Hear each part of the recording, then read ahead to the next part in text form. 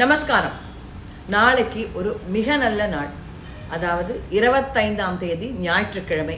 இந்த மாதம் ஜனவரியில் ரத சப்தமி வருகிறது. ரத சப்தமி என்றால் என்ன அப்படின்னாக்க, சூரியன் தெற்கிலிருந்து தன்னுடைய பயணத்தை வடக்காக திருப்பும் நாளே ரத சப்தமி என்று கூறப்படுகிறது. இந்த நாள் ஏன் ஒரு ரொம்ப விசேஷம் அப்படின்னாக்க, நம்மளுடைய பாவங்களையெல்லாம் போக்கக்கூடிய நாள். இந்த நாளுக்கோசரம் ஒருத்தர் வெயிட் பண்ணது நம்மளுக்கு தெரியும் இல்லையா?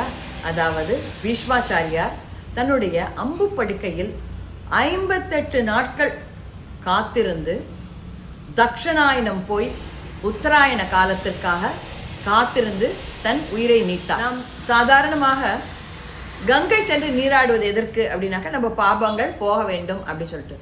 நம்ம நாளைக்கு கங்கையெல்லாம் போகவே வேண்டாம், வீட்டில் நீராடினாலே அத்தனை பாபங்களும் போகும் அப்படின்னு சொல்கிறோம். அது போவதற்கு என்ன பண்ண வேண்டும் அப்படின்னாக்க, ஆண்களாக இருந்தாக்க நம்மளுக்கு எருக்கம் பூ, எருக்கம் மாலையெல்லாம் தெரியும் இல்லையா? அந்த எருக்கம் இலையை தலையில் வைத்து கொண்டு சிறிது அக்ஷதையை போட்டுக்கொண்டு நீராடினால் அவர்களுடைய செய்த அத்தனை பாவங்களும், இது வரைக்கும் இருக்கிற பாவங்கள் எல்லாம் போயிடும் அப்படின்றாங்க.